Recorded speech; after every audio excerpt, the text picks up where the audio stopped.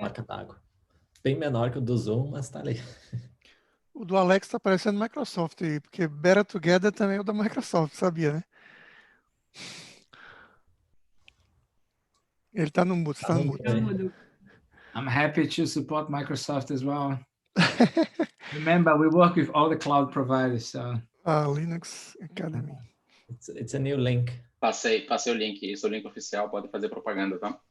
Não sei se alguém tem um WhatsApp aí no desktop para copiar e mandar para os grupos. Vou mandar ali. Eu vou abrir Facebook agora, tá? Coloquei lá. Ixi, não tá aparecendo para YouTube. Você tem que escolher YouTube ou Facebook. Nossa, que lama. Vai ter que parar YouTube porque o evento não fez. E aí não deixa, é um ou outro. Como que os caras estavam fazendo? Acho que ninguém fez simultâneo nos dois. O Zoom não deixa isso aqui, ó. Eu tenho que parar. Acho que faz no YouTube. A gente compartilha. Faz no YouTube e compartilha no Face. Bastante gente hoje em dia já não tem Face mais. O que é Face, né? Beleza, então, vamos lá. Joga no evento lá o link. Caio. Estamos ao vivo já lá no YouTube. Eu vou tentar arrumar aqui o evento. Pode deixar.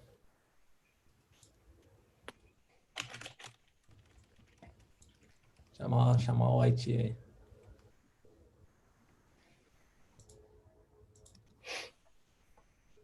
Coloquei lá. Tem um delayzinho.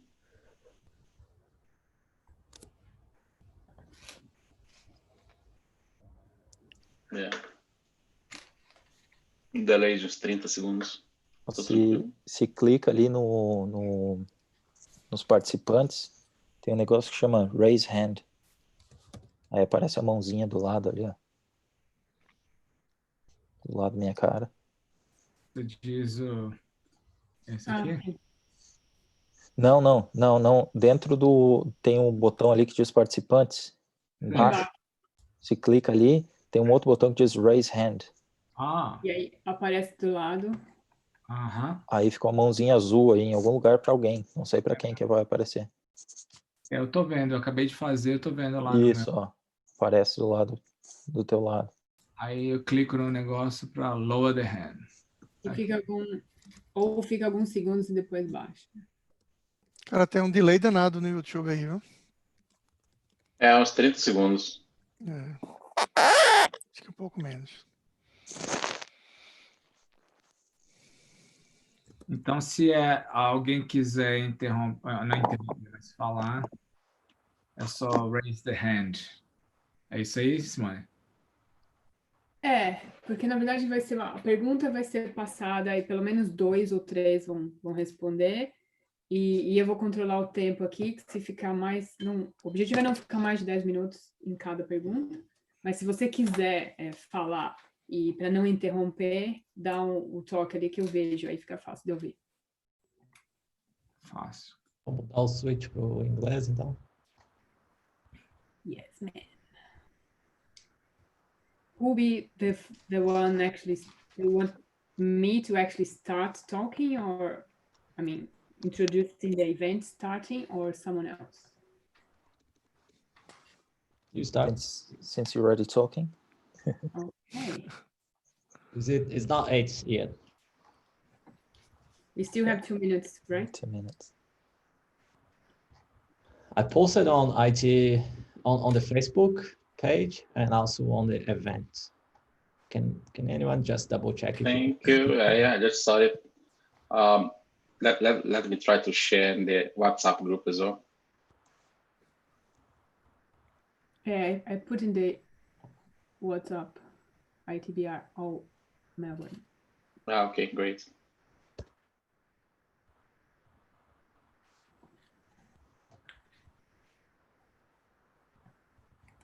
Are we going to have a break in between, guys? Or it's going to be straight 1 hour and a half? My personal opinion is to go straight, because if we stop, we kind of lose the momentum. Yeah, people may drop out. That makes sense. Unless there are no questions. I'm going to miss the Collingwood in Richmond. Sorry, guys. AFL tonight is live. If you're AFL. joining now, you have to miss AFL, sorry. At least it's not A-League, because that would be very important. Well, I don't watch any. I think 8 p.m. we can start. Cool. Showtime, friends. Hi everyone, welcome joining our event. We'll be talking about, as you know, about cloud and DevOps, and we have a very good panel of very experienced people here with me. So basically we'll be talking about cloud and DevOps. I know that you'll be different levels of understanding and experience. Please feel free to ask your questions, and we'll be tackling the questions as we go along. But in terms of cloud, for a long time there was a debate: what was better, cloud or on-premise? Why should I migrate to the cloud? That was years ago. Cloud being more flexible, agile, and having lower maintenance costs. On the other hand, on-premise had been more reliable, familiar, and perceived more secure. That's not true anymore. Teams spent endless hours comparing the pros and cons and ended up making their choice as they wanted. However, the debate seems to be changing in most cases, and what they should be doing and moving first to the cloud, and with sequencing, what should they put in their cloud strategy or multi-cloud strategy.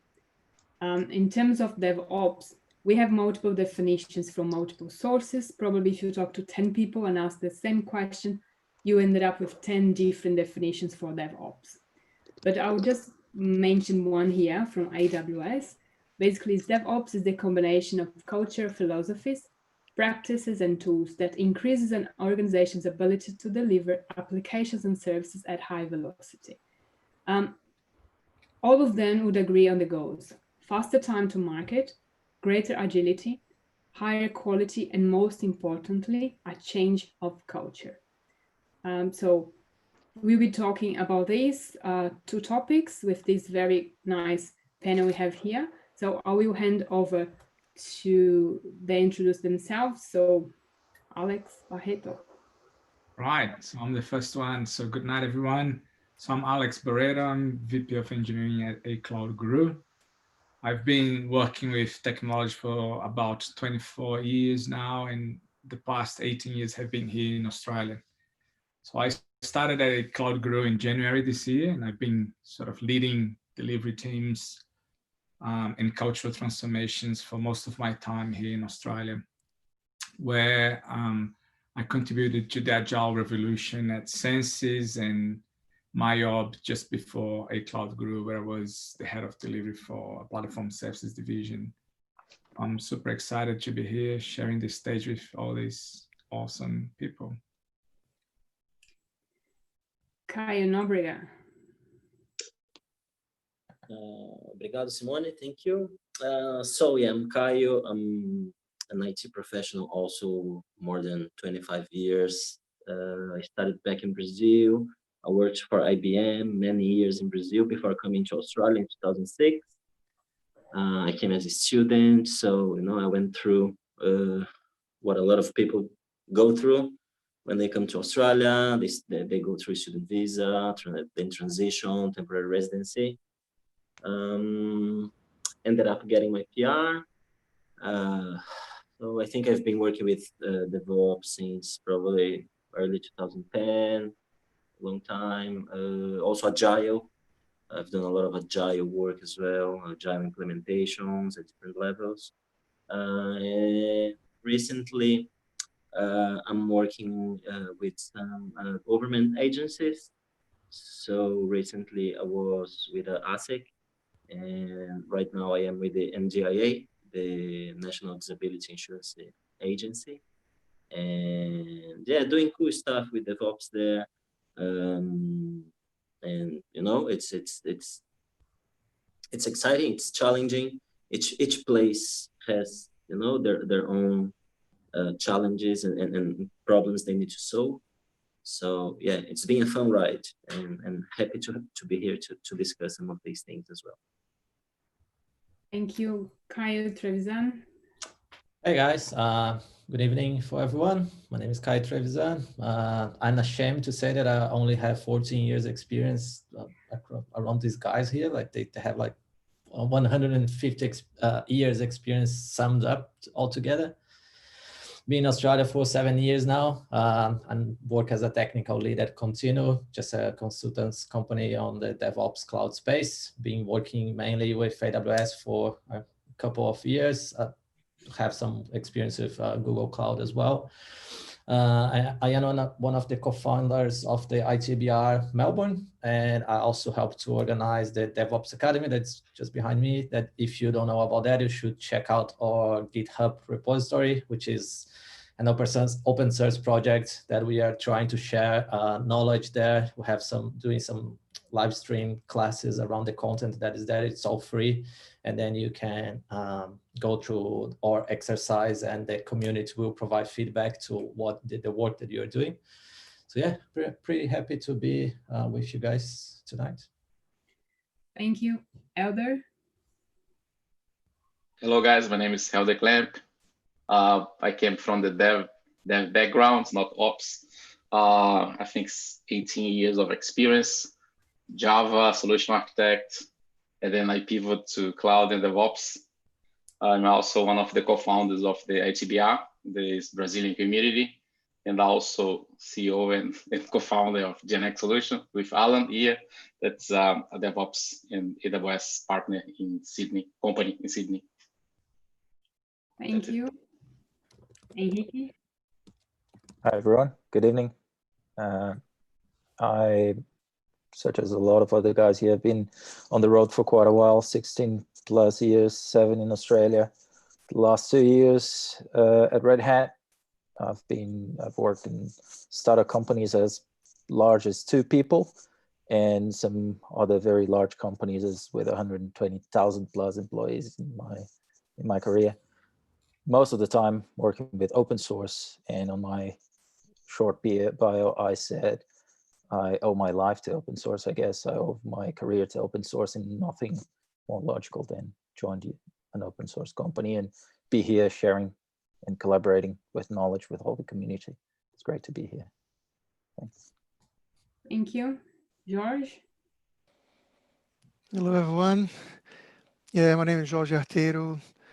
I'm here for like 14 years in Australia, 20 years or plus, I think, working IT, and 7 years in Adelaide, 7 years in Melbourne now. I have worked so many jobs that I cannot even say all the jobs I've done here, but last probably 5 years doing a lot of cloud, work for IBM, for cloud solutions, that's Telstra now, Telstra Purple. And last 15 months, I work for Microsoft as open source consultant at Microsoft on the consulting service Microsoft has. And it's pretty much, I come from the development like Elder. Then my stuff is, more application DevOps. And we're going to talk about all these variations of DevOps, but yeah, more on the application side of the things.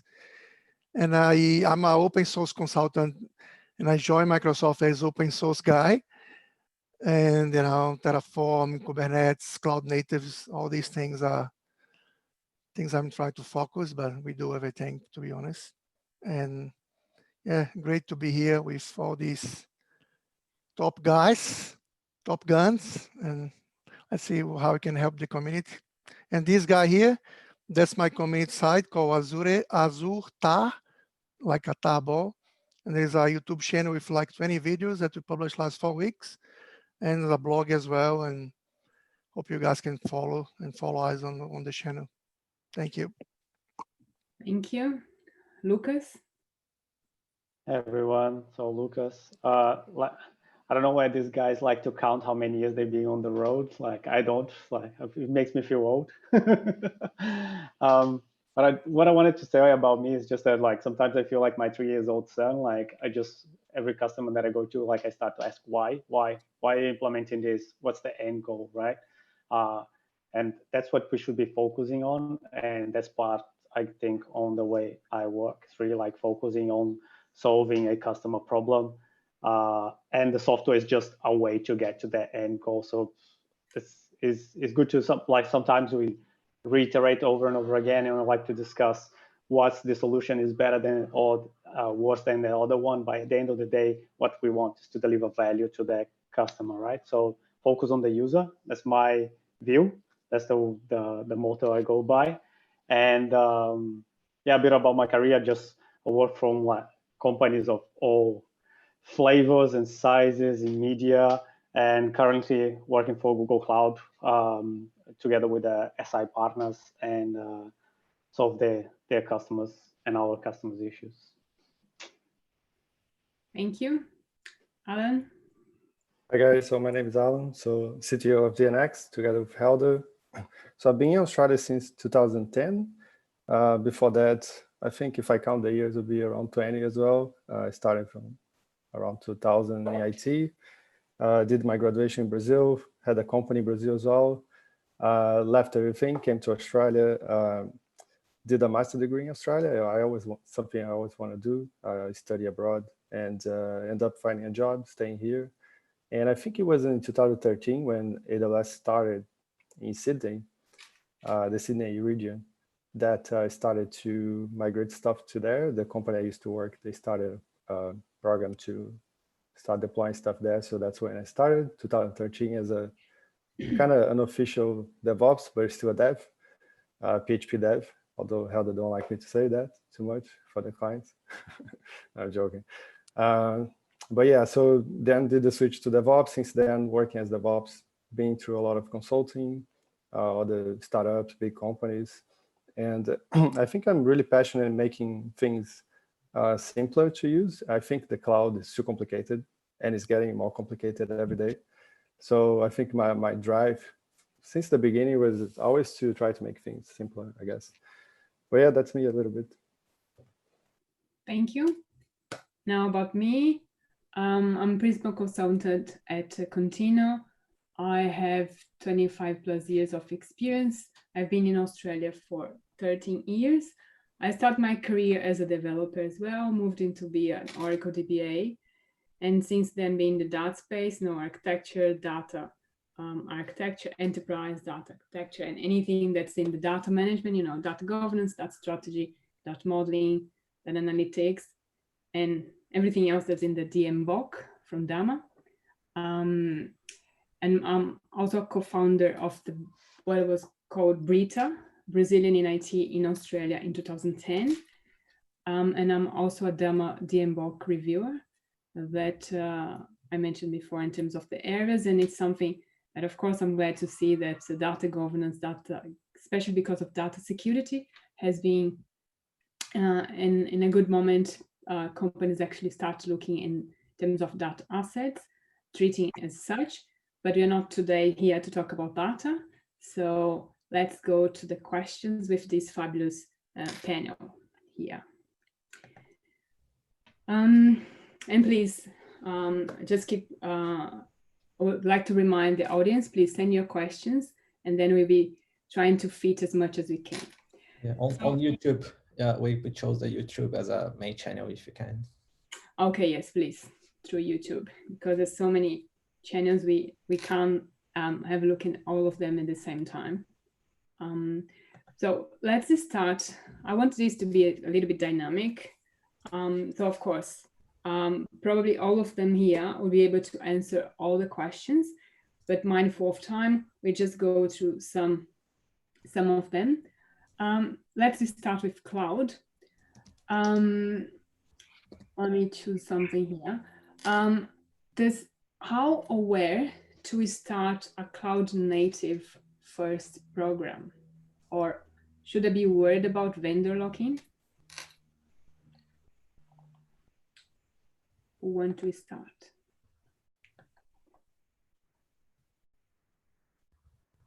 If nobody's brave, I can say something. Yes. Go for it, George. I'll take it from you. My opinion is very quick. I don't think it should be,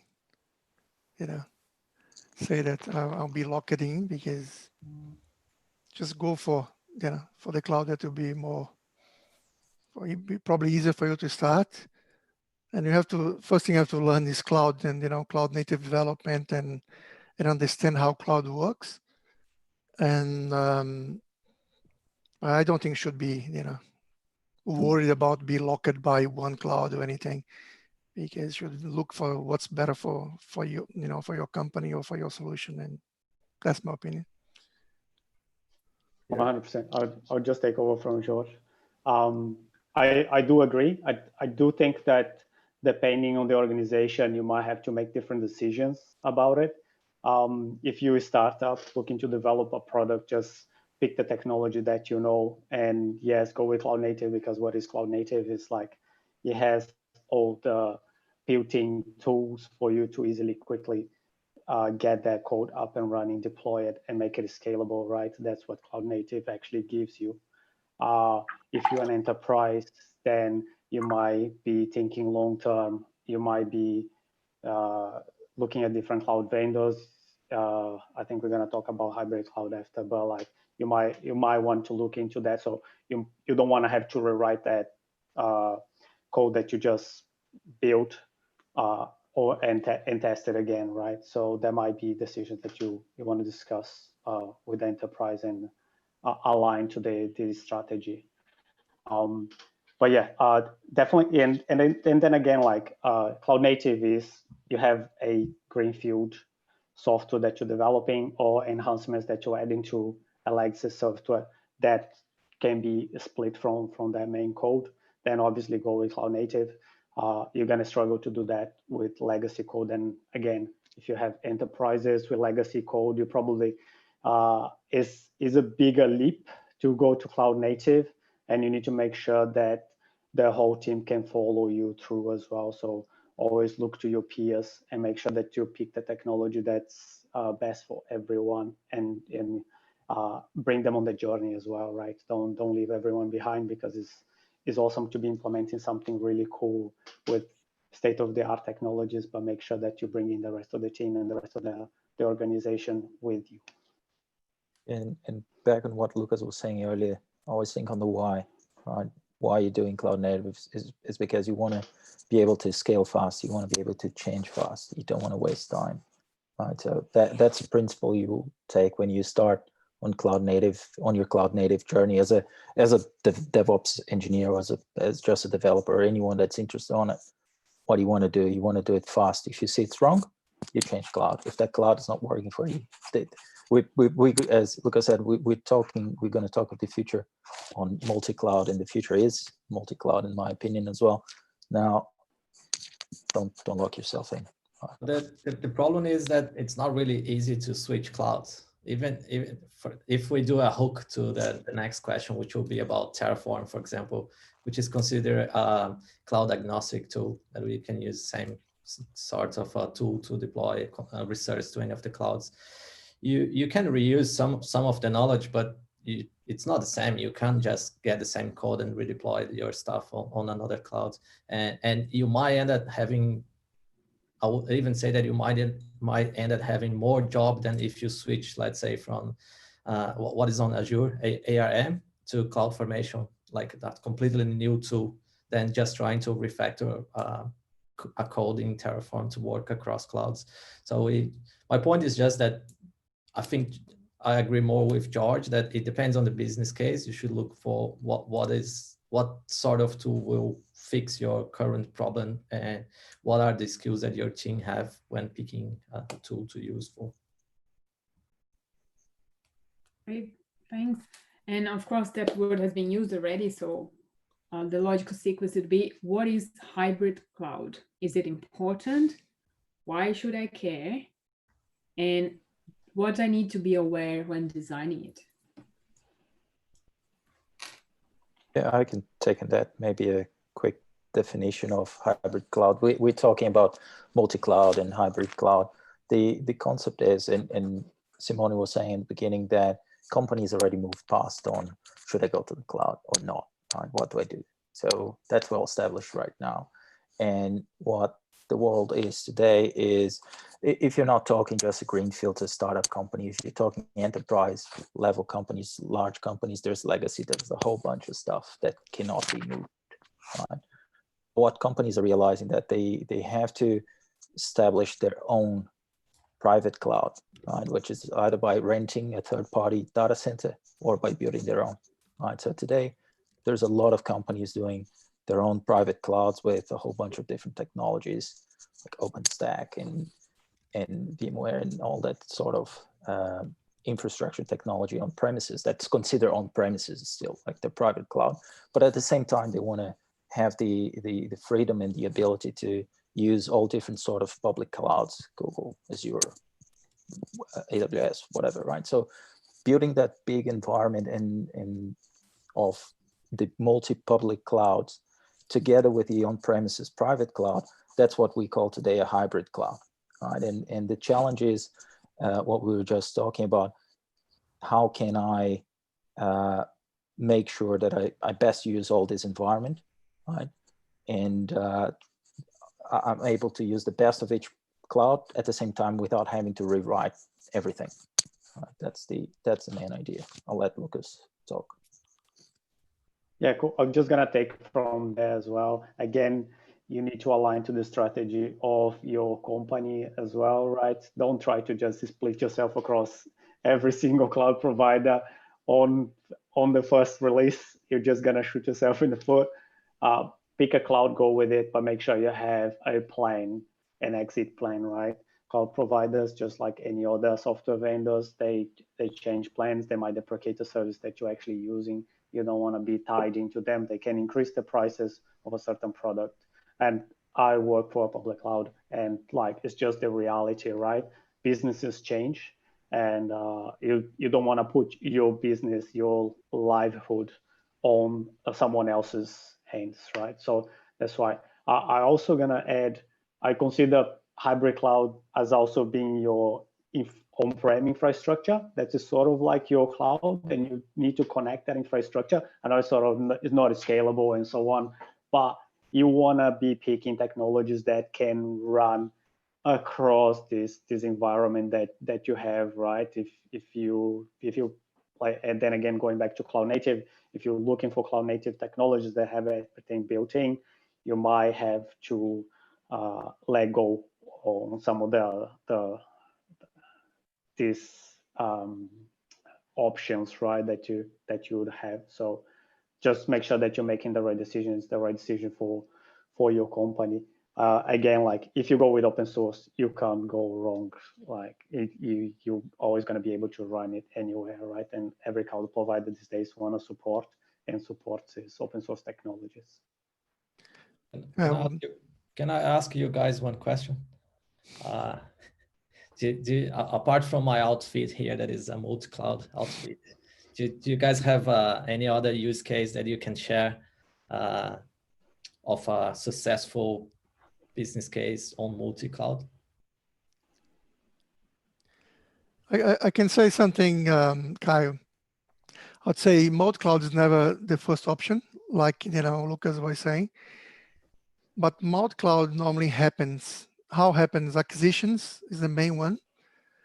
Then imagine like a merge or acquisition. That's going to happen a lot after these coronavirus things, and there'll be a lot of maybe acquisitions happening, and then it's going to happen even if you want or not. Then but hybrid cloud is there for many years already, since the beginning, I think. And I think the question was more about hybrid cloud than multi-cloud. But if you go for multi-cloud, it's a little bit more discussion. But I would not start with multi-cloud. It would be like a single cloud, unless you have to, if you need really one service from Google Cloud or from another cloud, you want to play, or that's what you want to go. But like if you are on AWS, just because you want one service from Google doesn't mean that you have to, unless that's critical for your company, or then makes sense. But it's not critical, and then something you have to think about. And hybrid cloud or multi-cloud is sometimes used as a risk mitigation strategy for, there are some industries that are highly regulated. Banking is one of those, right? The Australian regulator for banks requires banks to have at least one active cloud and another backup cloud provider, which can be a private cloud as well. So there's regulatory concerns on that. Successful or not, there are people doing cloud migrations today, not from on-premises to a cloud, but from a cloud to another public cloud, right? And both ways, but across different clouds. And what happens, you sometimes in these environments, you end up, as many other migration projects we have, and I think there is one of the points there which mentions what's better, lift and shift and all that sort of strategy. But what end up happening is you will have, or you will, as a large enterprise, evolve into a hybrid cloud environment, right? Successfully or not, it's a fact of I guess the modern times of cloud adoption. I think the talk is a lot around enterprise, because I know you guys, most of you guys work around enterprise government. I think me and Helder, we work a lot with startups and medium and small companies. And from our point of view, hybrid cloud or multi-cloud, it would just imagine like this: if you have a data center, you have a problem. If you have a data center and now you have a cloud, you have two problems now. If you have two clouds, you have three problems. So you're just making more complex. So sometimes we need to, just for the sake of simplifying, and because you don't have that many eggs to put into many baskets, you have to choose very well your baskets. Sometimes you might choose a cloud that, and not all services are ideal for what you need, but it's easier to manage everything in one cloud than spread yourself. Okay, maybe I'll choose Kubernetes in Google Cloud because it's better. Everybody knows that. And Amazon is not as good, but everything I have, it's in Amazon.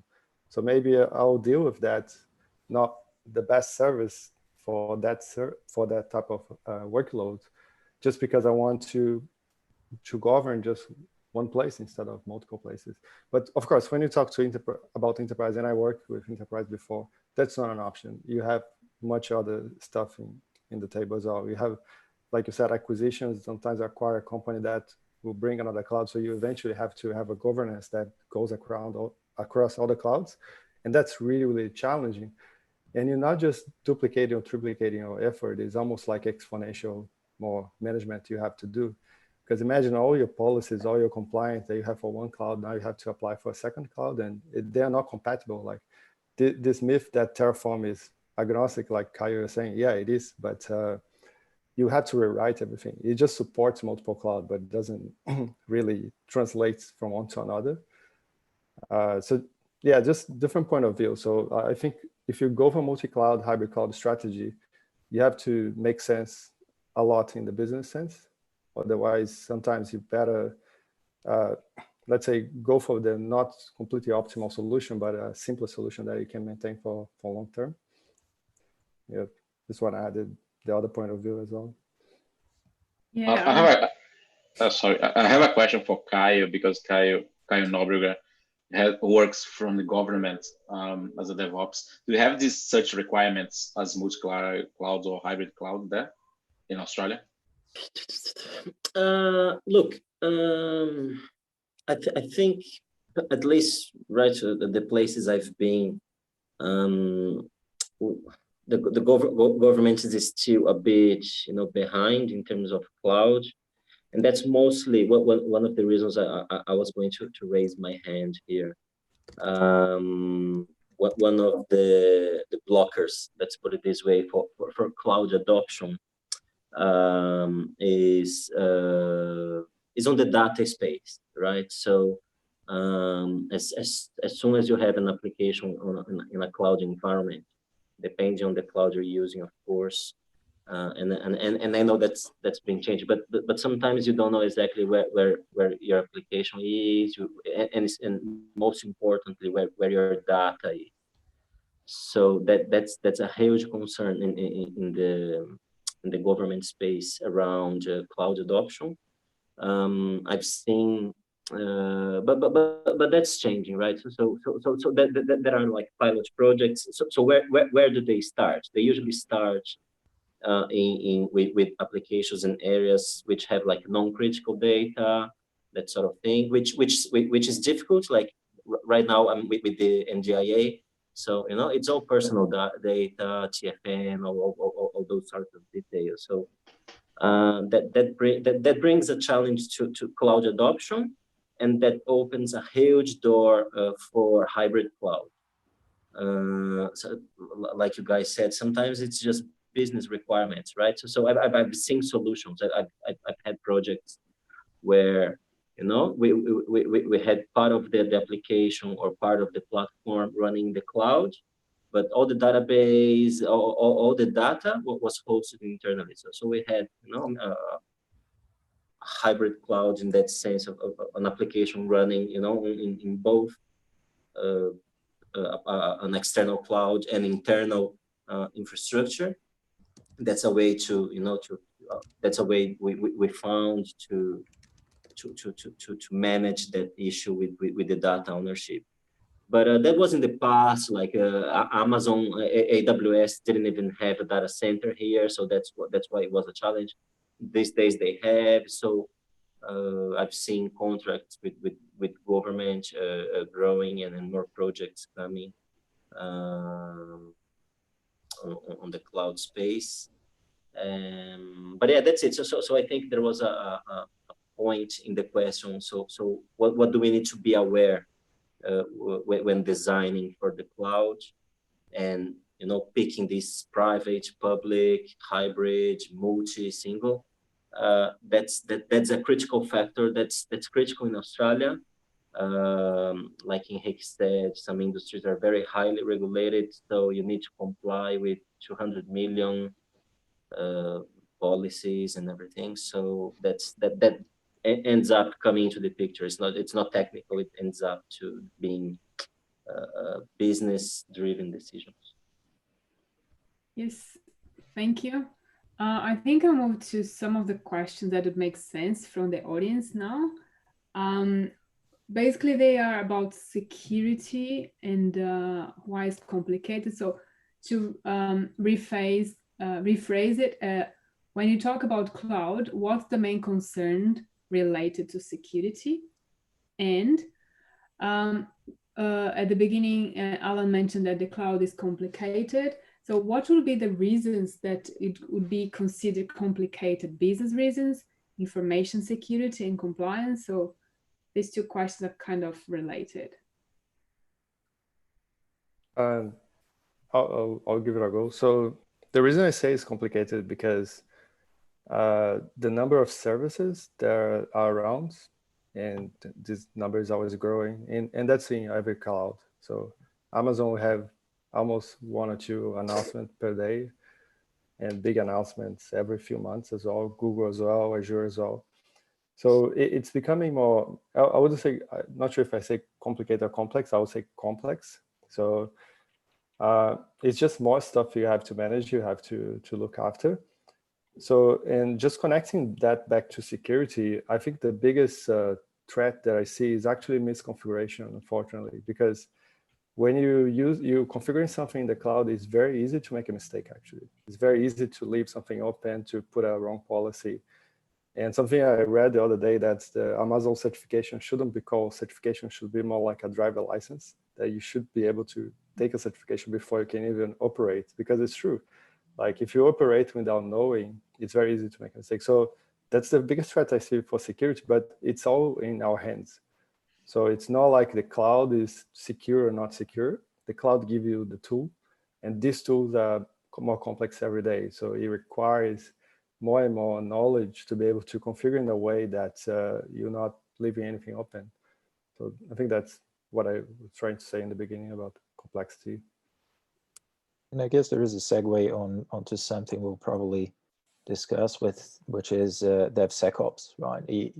Because it's so easy to make mistakes, how you solve those mistakes. You make sure you test them, right? You make sure you test security. You bring your security policies and everything you can to the left, as people say. You bring it early, right? You talk to your security architect. You understand. You do the certifications.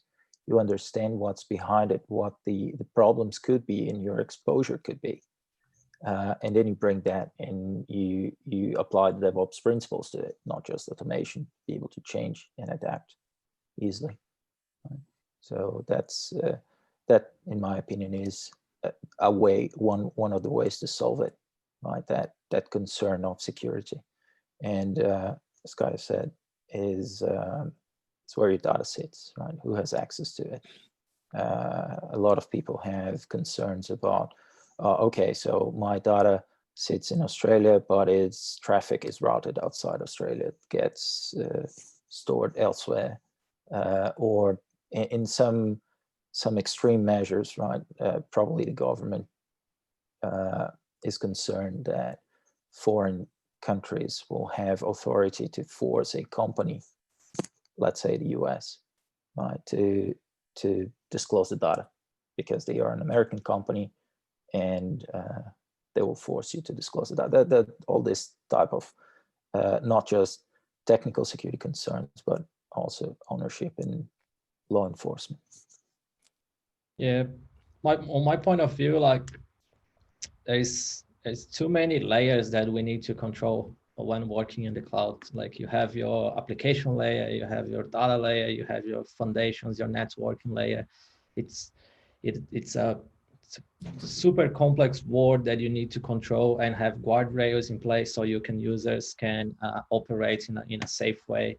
But then if you can make a comment just for the user itself operating the platform, it's already a big challenge, like not even thinking about network or application, just the user having an access to let's say an AWS account. So it's pretty much, the limit is your credit card, right? There's that joke on the cloud, the limit is your credit card. It's super hard to have all the guardrails in place that will protect the user to, for example, not exposing data through a bucket or something, a public bucket. I think that's a big topic, just the user itself using the platform. Yeah, I like that, Kevin. I would say day 2 operations is a big thing. Like Alan was saying, maybe everything works on the first day, even if we haven't done any misconfiguration from the beginning. But those things keep changing all the time, and security is like a point in time. And I always have to think about, next day, second week. When I was a developer, everything works when you deploy. Once you get 5 customers works, 10 customers works. When you get 1,000 customers, maybe stop working overnight. But was there since day one, and kind of it's a little bit different, I think infra and cloud from development, because that can change and there's nothing you can do. Like a new service changing the APIs that we talk every single day. There's a new feature, come with like a default value, but maybe that default value, expose something else on your platform and you don't know. And I don't know if you, for my case on Azure, the amount of data trafficking inside the clouds these days with like tracing and monitoring data is like huge. The networks are very busy, 24 hours a day, just tracking all this information. And many customers I noticed, they're not using that. We have these dashboards, we have these security centers, and the customers are not going in look on that, And sometimes they are free. There are free layers that they don't pay anything for that. I think that's my tip here. Just go and look what's included, because you are paying for that already and you're not using that. Thank you. Yep, Elder. I just want to mention that a lot of people are scared about security on the cloud, but actually, in my opinion, it's even more secure than on-premise. We can rely a lot on event-based security on the cloud. And as Caio mentioned, it's all about having guardrails to avoid mistakes and have an extra layer of security. I think everyone needs to be concerned about security. We have been working a lot of SMBs, small and medium business. They don't have a cybersec department on the cloud, and basically it's a huge problem. They don't understand security, they don't care, and they complain whenever they are attacked. So yeah, that's a big problem on the small business area, just on the clouds as well.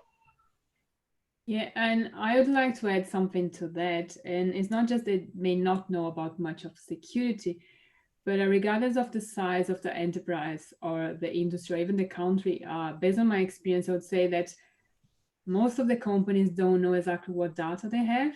So one of the questions that I usually asked would be, what about your data regulations? And we know about GDPR, Privacy Act, or whatever country. So when you ask them, they don't know what they actually need to abide.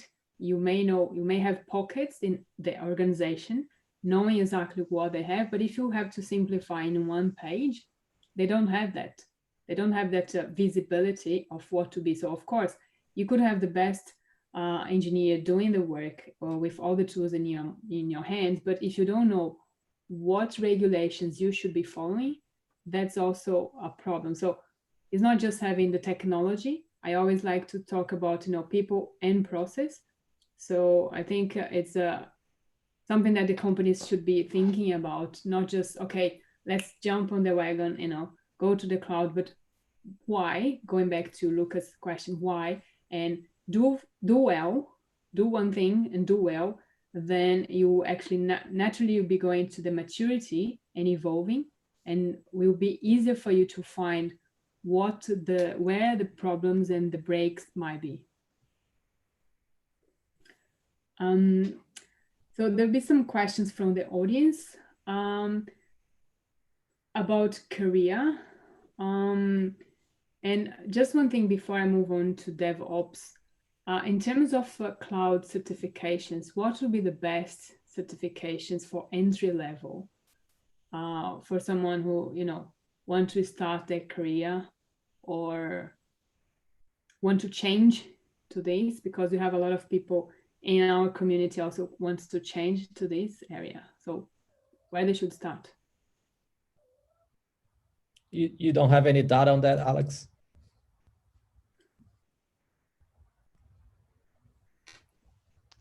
I guess in terms of most popular certifications for at A Cloud Guru, AWS is definitely a winner there. But we do have not just introductory certification courses across Azure, Google, and AWS. We do have a lot of general content for cloud computing and cloud programming, DevOps, security data. So sometimes it's worth going through a lot of those sort of basic courses, which might not be necessarily linked to a certification, so that you can actually get a better understanding. And then, perhaps based on the opportunities that you've got in the company that you're working, if they're moving to Azure, then it might make sense for you to go down the Azure certification path, or Google or AWS. Most people, they look at certifications to increase their opportunities in the marketplace, or either the organization is making the transition to the cloud and they're guided by whatever platform the organization picks. At A Cloud Guru, we've got content across the board. And with the recent acquisition of Linux Academy, we are going to be soon making available hands-on labs and cloud sandboxes to help people with the practical side of courses, and being able to actually practice the knowledge that they get from the courses without incurring any costs of running accounts with the cloud providers. I think that's a question that comes often to every one of us. Friends comes and asks like, which cloud provider should I pick? Not for my project. It's the same question that we answered before, but also for learning. Like, I don't know DevOps, I don't know cloud. Which one should I pick for? Well, what I personally like to suggest is to go with the AWS side, just because one reason, I think there is more content available on the internet. But what I like to say, what I like to share is that it doesn't matter. All cloud providers these days have a really good market and opportunity for everyone. There's plenty of jobs around, a little bit less these days, but still quite strong markets. And it wouldn't matter, like whatever cloud provider you pick, if you really dedicate your time and want to learn something, you will find an opportunity on this area. I just tend to suggest to go with AWS because I feel that there's more content around, because I don't know, if I can suggest one course in specific from a Cloud Guru, the Solutions Architect Associate one, that one is classic. Like I lost count how many people I jump started with that course on cloud in general, because the course itself, it's 50% about AWS, but 50% about cloud in general. And so I highly recommend that. I would just say one thing. You can either go with a Cloud Guru with the subscription, or you can get that one on Udemy for $15, a jug price.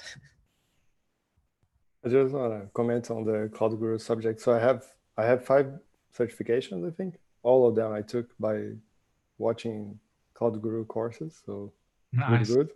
And another question for Alex is, when you guys gonna buy DevOps Academy? It's on the roadmap. It's not on the market. Sorry. We'll take it offline. But look, there's a lot of great stuff coming. You know, the two companies coming together brings the best of both worlds. I had so many people, even before I joined a Cloud Guru, that used to have both subscriptions because, you know, Linux Academy had more like hardcore advanced courses in certain areas, and they had the hands-on labs and the cloud sandboxes across the 3 major cloud providers. And the Cloud Guru had, I guess, quality content, very good certification prep, courses and quizzes and all that kind of stuff, and the ease to use of the platform as well. So like we are merging a lot of the content between the 2 organizations now. So we will definitely expand the content we have on offering today at a Cloud Guru. And also with the hands-on labs and the cloud sandboxes, that makes a huge difference for the students' learning journey. So if you're able to actually have free of charge access to cloud environments that you can actually practice what you learn is amazing. So all that stuff is coming very soon.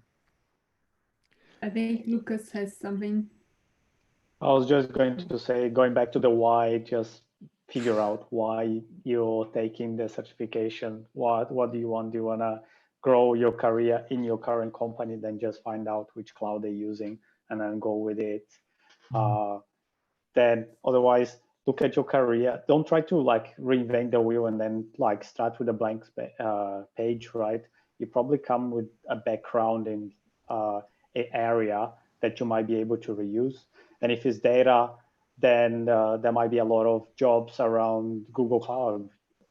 If you're a software developer, hardcore, AWS might be good for you. But if you're a .NET developer and you've been on the Windows world for so long, why not go with Azure? So I guess it goes for everyone. Look at yourself, ask why you're taking the certification, what do you want to do next, and just look at your career path and then go from there. I do agree with Kai when he said that, yeah, there's definitely more content and more jobs on AWS, and it's more the default one for most people. So if you're unsure, go with AWS. I started with AWS as well. So that's the recommendation, but always look at yourself and your knowledge and what you want to take out from that. Simone, I have just one thing to say. I mean, just keep in mind that you have to look for updated information, Kyle. Sometimes there are a lot of things on AWS, you know, even on Azure, that's sometimes not even updated. It's like 3 years old. That's where Cloud Guru and other, you know, things, they keep the information updated. And I think Microsoft is releasing what they call Learn TV, to be like a live, you know, school on TV, like a TV. But I think advice is just look for updated, you know, and it's not about quantity, it's about, you know, quality of the information, and we have to filter that. And one thing I haven't done in 14 years in Australia was, you know, doing content in Portuguese, and that's why Azureta is kind of the channel that are half content in Portuguese, half in English. And Fernando Rolnik from Melbourne is helping a lot, and a lot of people in Brazil. And I think, you know, our main language is Portuguese. If we can do in both languages, I think, doesn't take long to do it. And we have a different, point of view in how we see things here. Maybe it will be different from the SMEs living in Brazil. I think if we can do it, and my channel is open for anyone that want to talk about anything, don't have to be Azure, it could be, technology itself. And then if you want to do in Portuguese, I'm happy to record and or write a blog. Yeah. So subscribe to Azureta, is it? Azureta is just like the YouTube channel, and there's a blog, and there's a Twitter, and yeah, a lot of Azure things, but there's a lot of people using Microsoft, Windows that they can write about. Or Fernando is is writing about Windows subsystem for Linux. That's Linux. I started using Linux in 2000 and like 99, 21 years ago, 22 years ago, and then we all back. So I just want to say one thing before we move on, Simon. Like George raised the point there, and I think Alan mentioned as well that things change every day. The cloud providers are releasing new services every day. So at A Cloud Guru, we not only have the courses and the certifications, but we also have some regional series and some weekly series as well. So for Azure and AWS, there is a weekly update that talks about all of the stuff that has been released over that week. And for Google and Kubernetes, we've got a monthly one. So it's definitely worth a subscription if you want to, keep up to date with what's going on in the cloud space. Thank you. I think Henrique wants to talk something. Oh, just one last thing, something in general, and I guess for everyone. You look at what Lucas was saying. What do you want to be, right? But don't forget to look at what the market share of all these companies are. You want to be a generalist, or you want to be a specialist. There are niche markets and better things. So look at your why. Look ahead. Look at the market share. Right? Don't go to what's the ocean thing, DigitalOcean, right? No one uses that, right? But there is a niche that some of them may do, right? And if I were to go and do a certification today, I would look at something related to Kubernetes than to be a specialist on a certain bit of a cloud, because the idea, and I'll keep repeating, right, the future is hybrid. Kubernetes will give you that layer. If you're looking beyond what's on the market share today, and you're looking ahead, and God knows, hopefully not so many years ahead, but I will look at some Kubernetes training. Maybe certifications are quite, I'm not sure how good they are these days, because it's still quite new. But if I'll give a tip to other people, is look at learning that. Yeah, just be aware, because there is a learning curve as well. That's very important to consider. Kubernetes, I consider on the advanced level. So don't be scared if you start with Kubernetes and find it a bit scary. But it depends on your level. If you're already on the cloud, already doing stuff, definitely, I totally agree. Kubernetes is the future. That's where everybody's going, including all the cloud providers. But I would say to start with something simpler. Like if you can put a blog running in AWS, basically you can pass any DevOps interview. You can go through a lab on how to run WordPress on the DevOps. Yeah, like the WordPress on AWS, it's the most common job interview ever. It's like the default one. So you can just go to Cloud Guru or DevOps Academy and do something like this. I think it's a really good start. And then from there, you're going to see, oh, I like the data space more. I like the container space more. I like the computing. So you can decide, and then you can specialize and eventually compare. Or if you do this exercise of putting a blog or a WordPress on all three clouds, which is something you can do in a weekend, honestly, you're going to have an idea. What are you most attracted of? Like what attracts you more? Each cloud has different characteristics. So So if you're really unsure, if you're really undecided, that could be a way to do. But if you just want to follow the market, yeah, Amazon seems to be the one that have more jobs. But it's always proportional. You have more jobs, but you also have more professionals looking for jobs. So you might be looking like, okay, maybe Google Cloud, you have less jobs. But imagine if you're a company and you're all using Google, or big enterprise, they're always going to have something at Google Cloud. Where are they going to find these professionals? It's also harder to find. They're all really all employed, right? So, so yeah, I think it's really good points. But Kubernetes is definitely the future. But start simple. That's what I would say. Thank you, Alan. I think we'll be moving to the next topic. So basically, DevOps, we mentioned about, how be easy or not to start a career, to change. And Marcio asked the question, cloud and DevOps is a marriage made in heaven. How to maintain a long-term relationship towards digital transformation? What can go wrong? And not aligning IT strategy with business goals, for example. So who wants to talk about this? I think I can start or try to start. I think that we see that happens a lot when we focus on the technical stack and try to improve, to learn a new cloud, a new service, a new Kubernetes, for instance, and the technical team just forgets about the business value behind. We see that every day. I think most of us see that every day, yeah, across clients. Pushing and Kubernetes comes out most of the case where they don't need eventually Kubernetes, but they have Kubernetes because they want to know more about Kubernetes and be more proficient on the market, and forget about the business value behind. So we need to be aligned with business value. In the end of the day, we need to move applications to production as soon as possible and start making money out of that. I think that's one of the main reasons why cloud helps a lot. Okay, so we can automate things, that provision environments quickly and go to production faster and collect feedback quicker.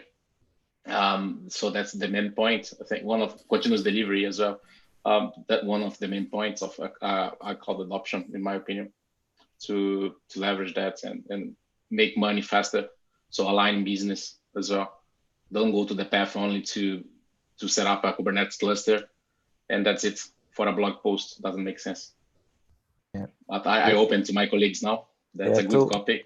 Tools will never solve the problems for you, right? And I guess on the part that things that can go wrong is when you only move one of the needles of any type of capability, right? You're doing digital transformation.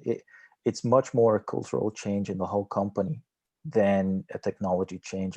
The technology is what enables that to happen, but you have a change of your mindset on the people, the skills you have to implement, the process you have to change. If companies will go and say, yeah, no, we're going to do digital transformation now, and it's the old meme that says, who wants change? Everyone. Now, who wants to change? No one, right? And that's the heartbeat. Is a lot of people are comfortable where they are. When you do these sort of programs and transformational programs, people are going to have to change jobs internally, or some jobs may go away. And there's a lot of resistance to change. There are different architecture frameworks to define that sort of transformations. But in the end is the company's ability, the people that make the company what it is, to change and align to that.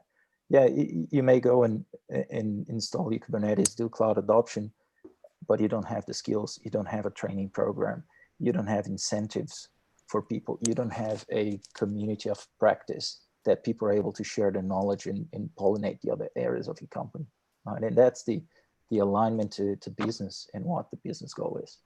You do your capability study, and then you find out, okay, I only have to move the needle on the people because I already bought the technology. My processes are okay. I just need to educate everyone. So that's when things start failing.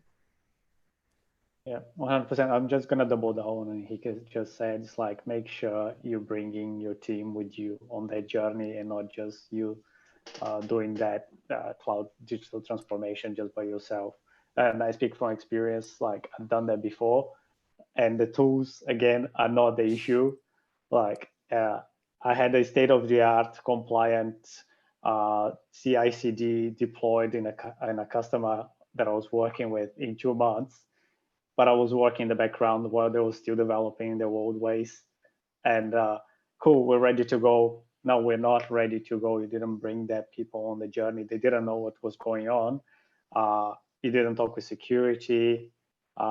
They didn't. The rest of the developers didn't know they had to do releases constantly, and they weren't confident that the new tool was going to work. And it doesn't matter how many demos you do, how easy you show to them how it is, how the automation plays a bigger role. It took 6 months longer just to bring everyone in a journey. So make sure you start early and make sure that everyone is informed and everyone is helping you, because it's not a one-man band bringing everyone with you. Is everyone needs to be on that. Thanks, Lucas. As we are in this topic, talking about DevOps career, what would you consider as the biggest challenges of DevOps career nowadays? Of course, we keep saying that the tool is not more important, it's not that important only. DevOps certifications, but what do you think, what's the biggest challenges for a DevOps career person? Replying to all the recruiters on LinkedIn. The job title itself. Good point. I think Simone, I think it's too many bits and pieces. Like I'm a developer, and when I say that I do DevOps, people think I'm a sysadmin, I'm a network guy, I'm a database guy. They think that we can do anything, that we can do application DevOps, that you can do monitoring. Those things used to be multiple positions. And now we have a single name.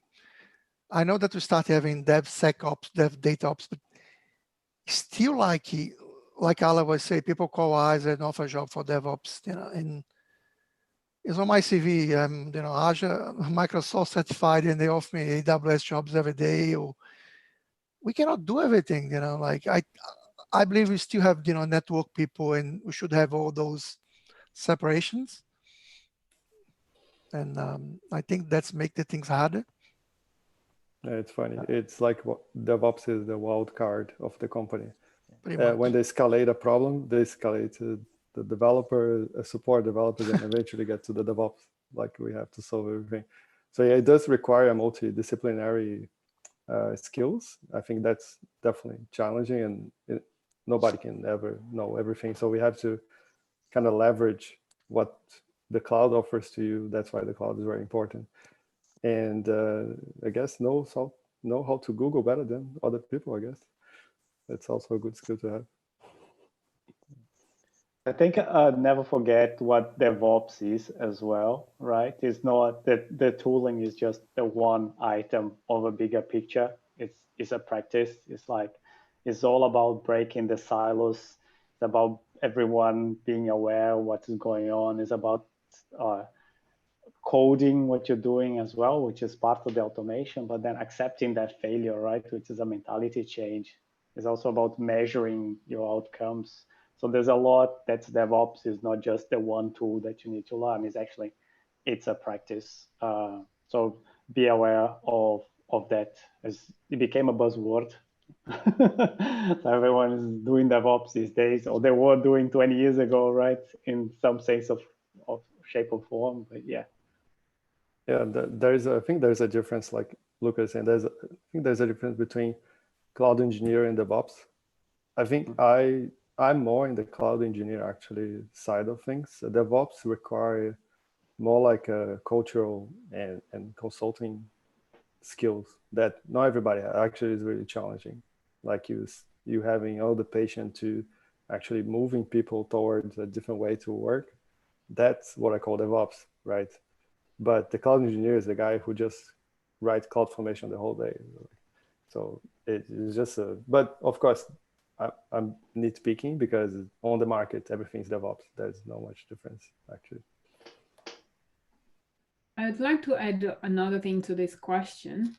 And of course, with the technology, the process is more important, but what would you say that are the soft skills that would be important for people to acquire, to learn, especially because it's not that tangible, it's not that easy, that you just, go and enroll yourself and I'm going to learn this. The soft skill is something that will take a little bit more time. So based on your experience, my question is, and please explore as much as you can, what soft skills you think that are important for people to be successful in this area? Anyone wants to take that one? Yeah, let me take this one. No, go on. And that's my opinion, right? So one thing that I find very what's the word that defines good DevOps professionals for me would be troubleshooting, right? So and especially like Alan was saying, right? The cloud, the DevOps space is so convoluted. It's everything, right? We're talking about networking, application development, infrastructure, blah, blah. So being someone who's able to troubleshoot in all those areas, right? So you have an issue, you're having a problem. Where is that? Is that in the OS level? Is that your container? Is that a network? Is that a firewall? Blah blah blah. Storage. Things. So being able to navigate across these things and have an understanding, so you know where to look at, because as complexity grows, as you have a problem, you need to be able to investigate that. So I think troubleshooting skills, it isn't something easy. It's not everyone that's capable of troubleshooting a problem from end to end and then figuring out a root cause. So I think that's a very important soft skill, right? What else? Yeah, I would leave it at this one. Yeah, I think, Simone, soft skills is kind of, he was just saying troubleshooting, but what he's trying to say is he has to talk with everybody. We have to deal with people from different departments, security, networking, and means that we pretty much talk with everyone. And we're going to deal with different personalities, like security people, have very strong personality, or database people, yes, money, or anything. Then how we deal. And I think that's the main thing. It's not easy, to be honest. I think soft skills you learn with time. There are training. There is a lot of training you can have. I think, not sure if Alex have any training for soft skills on Cloud Guru. We don't, but I would say that communication and having empathy with your users and the people that you deal with, that can't go wrong, right? Make sure that you're clear on the outcomes that you're trying to achieve or on what you want, and when you need those things by, and making sure that you also put yourself in other people's shoes, because you never know what people are going through. So having empathy towards the people that you work with is important. But I think that even DevOps, that it's as Lucas mentioned before, it kind of you need to go and work with different things and do multiple types of skills on your work. It still have space for that introvert people that doesn't like to talk and prefer to just put his headphones on and just work. Unless, of course, if you are on a consultant role, then that kind of also tells you that you will need to talk with your clients. But I think even on the DevOps space, you still have space for the people that are more shy. Yeah, and look, maybe to George's point, like collaboration is the key thing here, right? Like I think those days where people used to work on their own, are gone. So you're always operating in a team or with a team, and you know, being open to collaboration, having a growth mindset when you are at work is super important. Yeah, 100%. I'm just gonna add business alignment. I think is really important as well. Make sure that everything that you're doing is aligned to the business as well. And communication, Kyle, can come in different ways, right? Even if you're an introvert, you can still send an email, right? So it's not a big deal. You can learn it on the job. So don't let that stop you from evolving, but try to get out of that comfort zone that you are to become a better DevOps person, right? So yeah, that's what I would say. And yeah, empathy, communication, definitely top of the list as well. Yeah. One of the things that's quite easy, and there's a lot of training available for you, right? Communication, yeah, that's a given. But be able to be a facilitator, right? Because you will have to bring people together and move people along. So there's a whole bunch of courses out there, core skills for facilitation, right? How to get people talking, how to subjectively drive a conversation to an outcome, understand what are the crucial points. There's a quite interesting course available, and there are some videos on YouTube that you can do. It's called Crucial Conversations, right? That help you identify why people and how people are communicating to each other and diffuse situations, because a lot of times people come with egos and preconceptions. And remember, DevOps is not only the tech bit, it's about to make people think in a different way on how they do their daily jobs. All right, so look it up. It's quite interesting on YouTube. There are some videos. There's a course that's sold by some American company, Crucial Conversations. It helps to diffuse situations and go to the core of the problem to facilitate and solve problems. I would say if you also want to be a consultant, that's paramount. That's really important. I would add one thing to that. That's how to learn fast. Because it's not just about the technology itself, but the concepts and things that are in there. So I would add 2 things or 3. Think outside the box, and how you can learn fast or faster, and keep an eye on what's happening outside, not just in terms of the market, but the trends and what's happening, so you can be better positioned instead of starting to learn something that is becoming kind of obsolete already. Simone, is there any questions about the soft skills now with these online COVID-19 times that I think are going to last a long time? I mean, I think it's very different the way that I'm dealing the last 3 months. We really have to be careful, how we say things, not be sarcastic on those long, meeting with like 20 people, and people get wrong. And the way that we reach people now, there's no way to go on the room and try to talk with someone at lunchtime. Then I'm learning a lot of things. I don't know you guys, but last 3 months I have been learning a lot. That's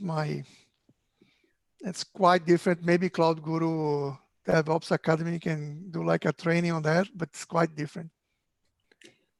I think time management is, for me, would be top 1. Because like you said, you can't go and just bump into each other 5 minutes and have, the conversation. You have to find someone to talk to. So be concise, be precise, be accurate, and plan what you're going to do the day before, the week before, or whatever that might work for you.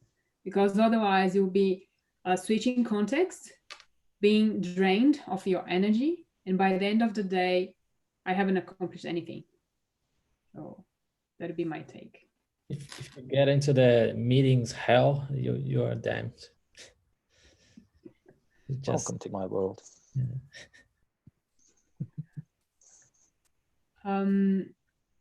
There is one question about the COVID with these things, but I think we kind of covered.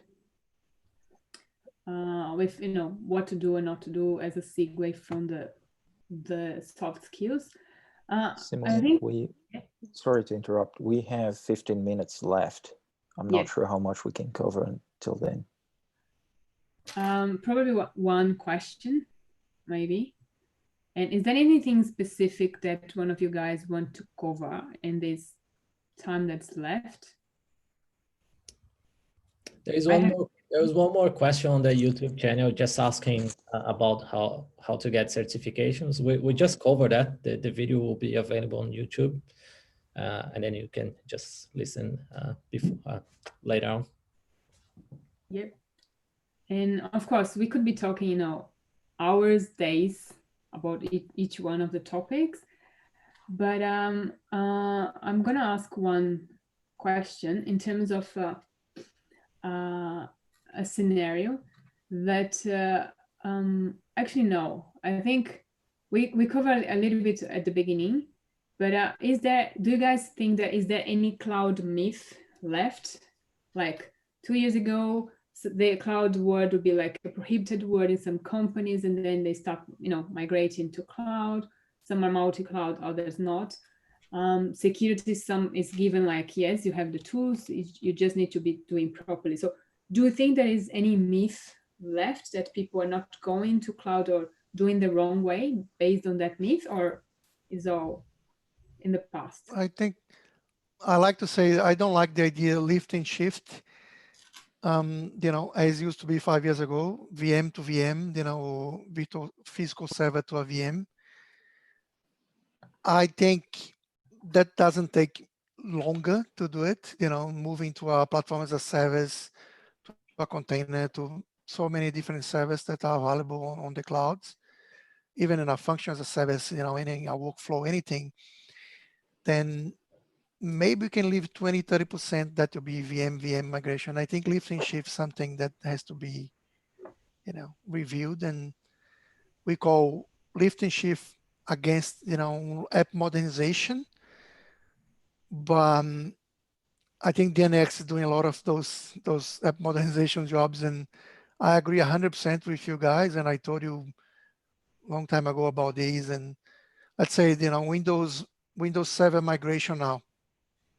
Why have to go straight VM to VM? Why not try something different?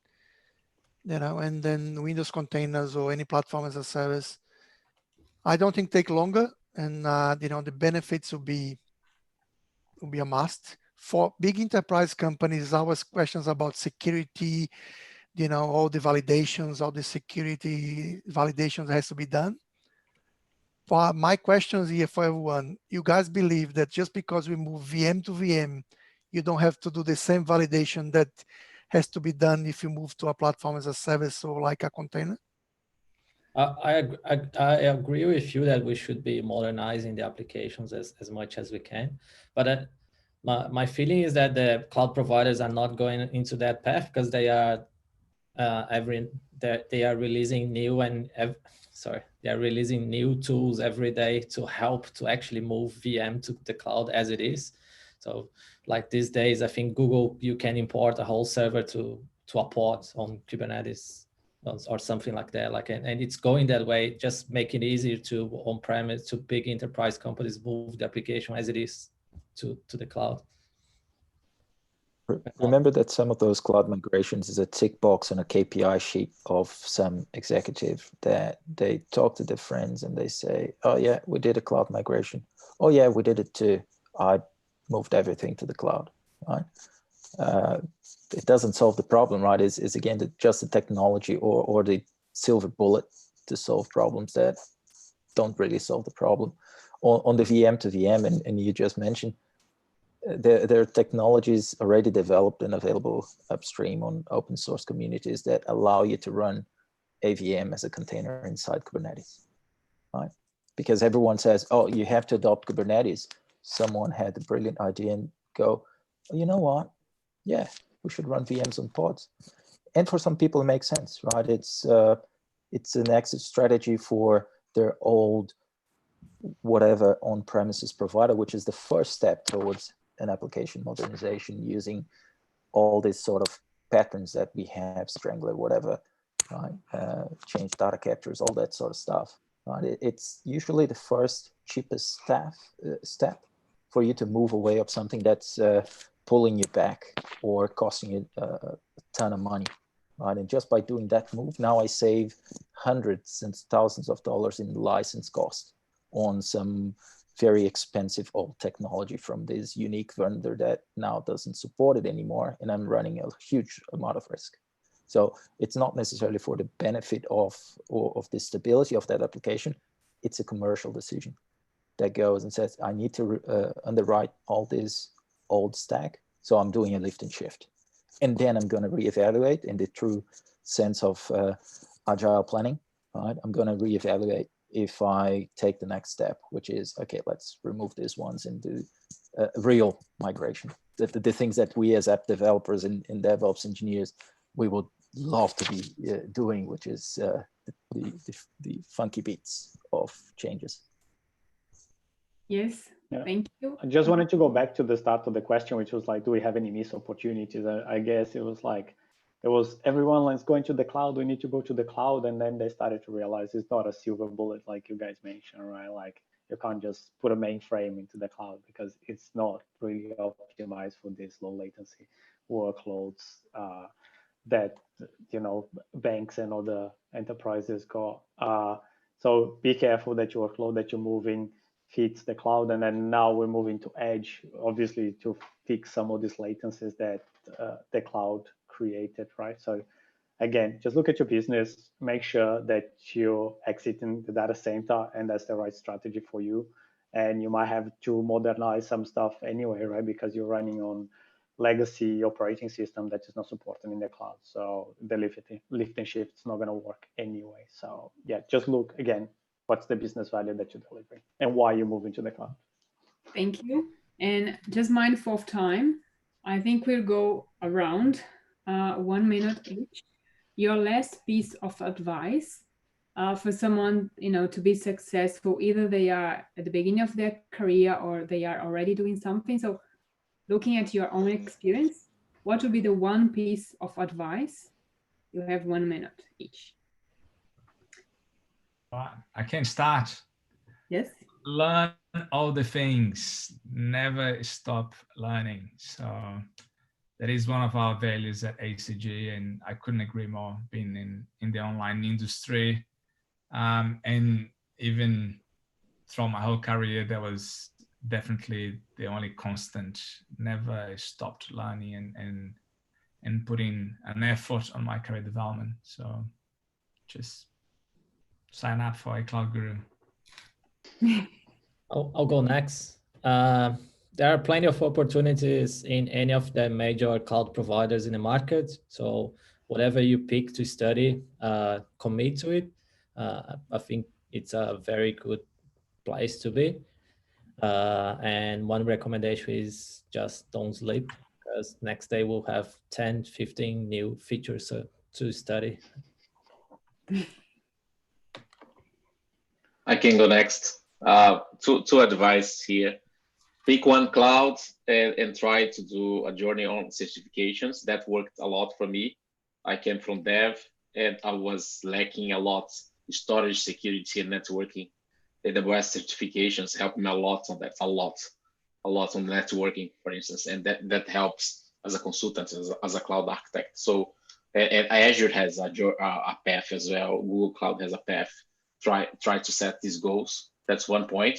The second point is go beyond the basic cloud VMs and VPCs.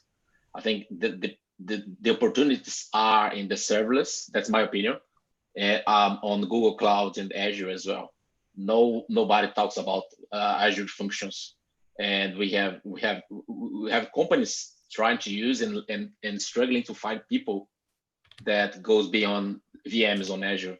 Everyone tries to only cover VMs, Windows VMs, Active Directory, SQL Server, but what else? What about the functions? What about containers, AKS on Azure, for instance? And George can expand more on that. So try to go beyond these VMs and position yourself in one of those areas, like serverless, containers, or security on the cloud. That's my advice. I can go next. So when I was working as a DevOps engineer, I think every day that I go to work, my thinking was like, how can I automate myself out of my job, basically?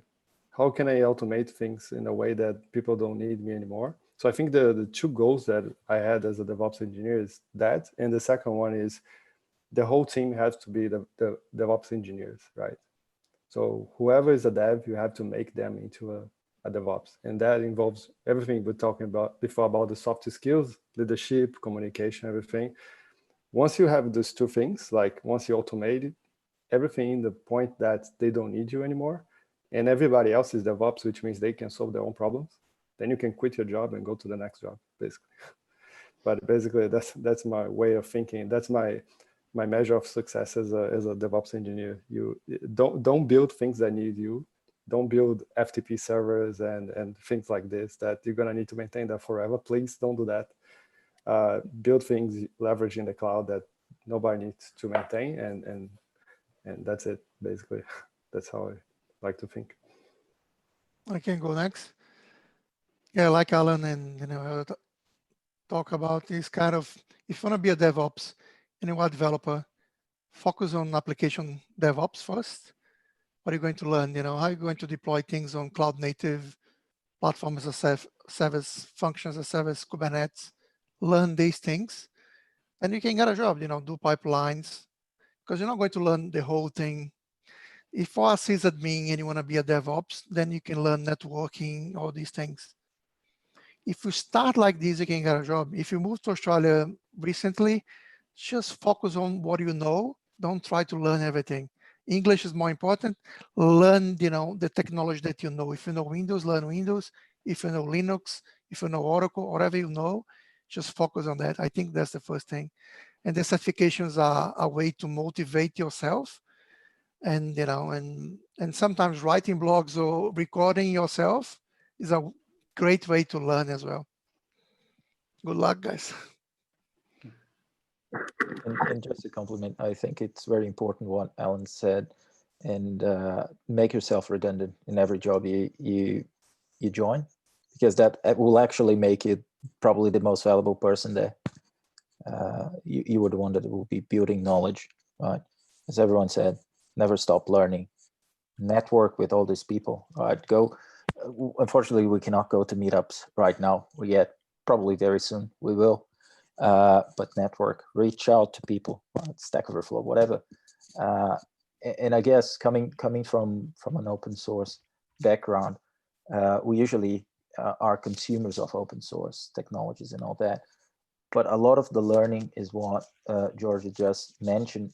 Write a blog about it, right? Exercise that mind of sharing the information or the knowledge that you acquired. Someone will jump in and collaborate. That's very important to grow as a professional. Cool. And for me, I'm just gonna say, just look around you. There's a lot of opportunities, right? You just need to think outside of the box a little bit. If you're a developer and you wanna do more DevOps, just raise your hand. I'm sure there is like opportunities in your own company right now to be learning, to be doing this work. So just start on the job and get the experience on the current job you have. Like that worked really well for me. And you don't actually need to start a completely new career on a different company with a lower pay because you're now a junior DevOps, then you need to upskill yourself over there, right? So just try to learn on your job, learn a bit of skill, get a bit of experience, 6 months, and then you if your company doesn't give you the opportunity, then you can look for something else. But look around you, ask yourself why, and use your skills, right? Focus on what you already know. If you're a developer, that might be easier to just learn the coding part. If you're a sysadmin, you have a slightly different career path, but you use the skills that you already got, and you don't need to reinvent the wheel around you. Thank you. Caio? Trevisan? I think everyone has spoken almost everything, but yeah, I would emphasize like the learning side. So it's definitely a space that you come to work every week and there's a new tool, there's a new thing, you should be doing things differently. So it's not just like upskilling yourself to be a DevOps professional. It's like, this is a changing space, you know, this is a space that's constantly changing. So you need to be ready. You need to be someone that, you know, is capable of like constantly learn new things and understand the new concepts. So I think that's definitely something, you know, it's important to have that skill of constantly being able to learn new tools quickly and get yourself up to speed. Yeah, I think I would leave this one as a last message. Yep. Kyle Trevisan. I was the second one. You are the last now. Sorry. Yeah, it might be the time. So I have just a few bullet points. Think outside the box, be curious. Have a plan to achieve your goals. Get in touch with someone who has achieved it already, because if someone has done it, you can do it as well. So try to see what they've done, what worked or not. Doesn't have to be a mentor necessarily, but get someone who has done it and talk to them. Keep moving.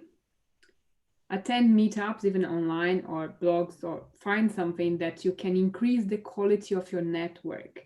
Because it doesn't matter if you are the best professional in that if nobody knows about it, right? And last, question yourself constantly. Why do I need or I want to do this? Just a one quick note, sorry. For the Brazilians that are listening to us, be involved with the IT.BR community. It's a shame that we can't do the meetups for these days, but we hope we will be able to get back to that soon. Yeah, we are every day sharing our knowledge and helping everyone on the WhatsApp groups and on Facebook. So get involved with us. And Yep. I just want to share that DNX is hiring, so please apply. Please apply. please apply. Thank you, guys. Thanks. Really good. Guys, thank you. Thank you, everyone. Thank you, everyone. Thanks.